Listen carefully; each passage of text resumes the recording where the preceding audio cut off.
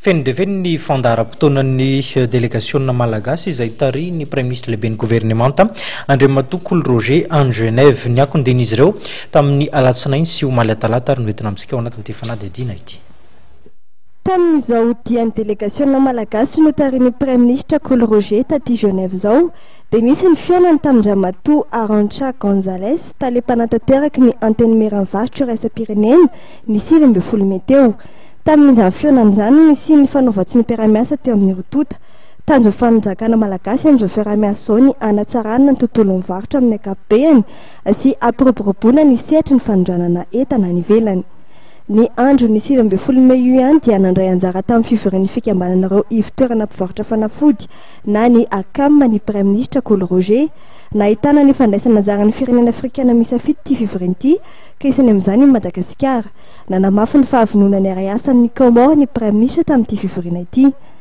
Azo lazaina ho feno tokoa ny fandaharam-potoanan'ny premier ministre io andro 20 Mey io satria dia niona tamin'ny Andriamatoa Philippe Douste-Blazy filohan'ny filakevim-pitantanana ny vondrony iraisam-pirenena misahana ny fanaramaso ny fanafody na ny UNITAID ny premier ministre Coly-Roger. Voaresaka tamin'izany moa ny olana sy hedrainy ny sehatra fahasalamana maneran-tany ka isany amin'izany ny tsy fanjary-tsakafo. Na ny fahavononana iray asa amin'ny Madagasikara ity tokony andraikitra ambony ity ka ny fanalefahana ny hetra amin'ny fitaterana anabakabaka no nasongadiny. Ny andro ny 20 Mey nisy ny fiainan'ny premier ministre tamin'ny sekretera jeneraly ny fivondrona ny firenena mikambana misahana ny varotra sy ny fampandrosoana na ny CNUSED.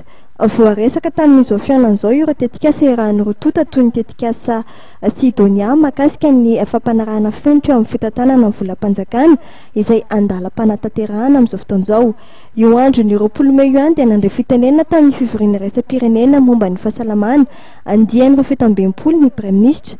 Tamin'izany no nanasongadinany ny fahavonona Madagasikara ampiatra ny drafitra fampandrosoana sehatra ny fahasalamana.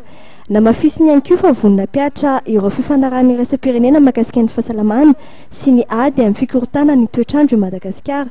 Akany antsoina ireo firenena afrikana namana ifanampy amin'ny Madagasikara amin'izany sy ifampizaratra kefa mandritra ireo fivoriana iraisam-pirenena momba ny fahasalamana izao.